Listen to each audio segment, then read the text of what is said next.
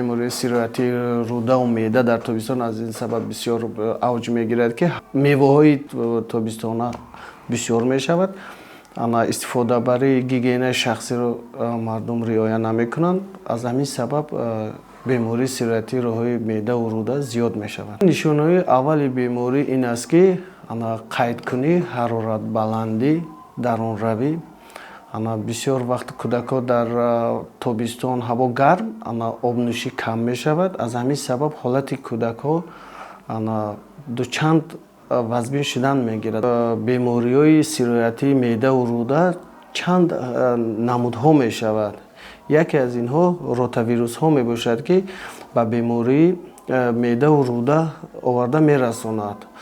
Дуюм беморие, ки дар тобистон авҷ мегирад, ин изҳори хунӣ ҳастааст, ки вақте кӯдаки солим бар кӯдаки бемор бозӣ мекунад, ба монанд дар кӯча, дар садик, дар мактабҳо, ин авҷ мегирад. Нишонаҳои аввал бемор ҳароратбаландӣ, қайдкунӣ, дарунравӣ, камнӯшокӣ, камиштиёӣ. ин бемории рудаву меъда нишонаҳои аввал ҳастанд, ки баъд ин мебиёрад ба дигар бемориҳои камхунӣ шуданаш мумкин, бемориҳои дигар дар ин бемор илова шуданаш мумкин, ба монанди ДВ синдром ино ҳастанд, ки ё метавонанд, ки ба ҳамин ҳолатҳо омада расонанд. Бемории изҳори хунӣ ин ҳам ҳамин нишонаҳо қати ҳароратбаландӣ, қайдкунӣ, аммо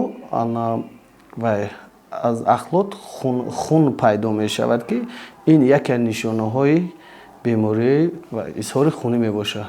Аз ҳама пеш ин ёрии аввалдараҷаи тиббиро бояд модар расонад дар хона. Ин нӯшокии зиёд, асос обнӯшонӣ, баъдан ба беморхонаи сироятӣ ҷойи иstiqомат ҳатман муроҷиат кунанд.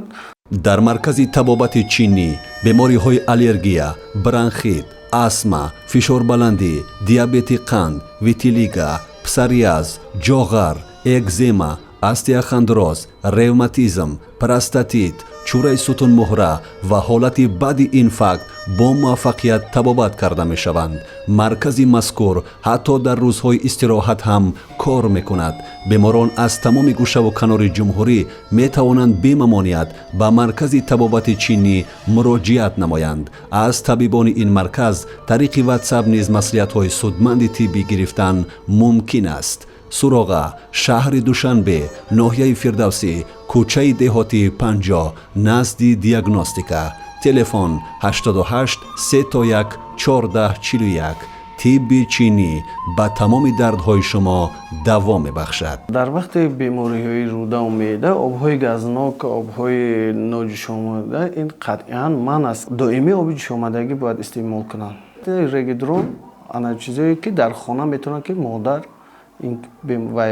пешгирӣ кунад, ки ба ҳолати вазбин оварда нарасонад. кӯдакое, ки то синни соли ширмак ҳастанд, беҳтар мешавад, ки фақат шири модар и оби ҷӯшомада бисёр истеъмол кунанд.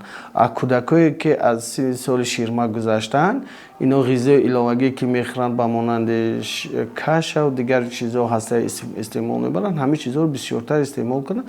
аз меваи обҳои газнок дасткашӣ бояд кунанд. меваҳо дар вақти беморӣ қатъиан манъ аст истеъмол кардан. нишонаҳое, ки бар беморхона муроҷиат кунанд, қайдкунии зиёд, даст кашидан ай обнӯшӣ, ҳарорати баланди бадан, дарунравии зиёд, беҳолӣ, бемадорӣ. ин ҳолатҳое ҳастааст, ки ягон модар ҳуқуқ надорад бе иҷозати духтур истеъмол ба фарзандаш доруҳое, ки дар хона ҳаст ва истифода барад. ғайр аз доруҳои ҳароратпасткунанда и регидрон метавонад, ки дар хона ҳамин чизҳоро истифода барад.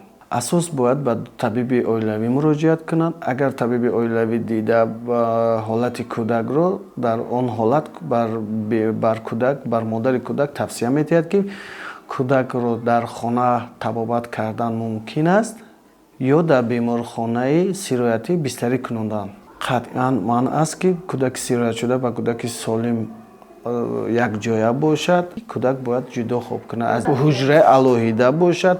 коса, пиёла, кружкае, ки истеъмол мекунад, ин алоҳида бояд бошад.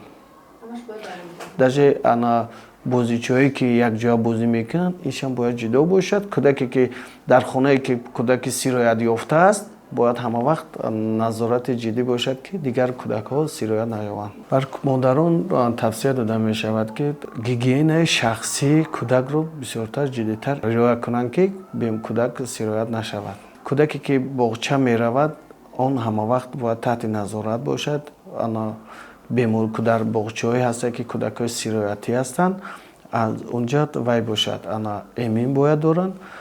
Кӯдакҳои дар кӯча мегарданд, кӯдакҳо дар кӯча бисёр мегарданд, дастҳошон ҳама вақт шушта бояд истеъмол кунанд, хӯрок истеъмол кунанд, мевои таре ки ҳаста истифода мебаранд, ҳаминро шушта ҳама вақт нохунҳо гирифта, пас яъне бояд таҳти назорат бошад ки кӯдак сироят нашавад.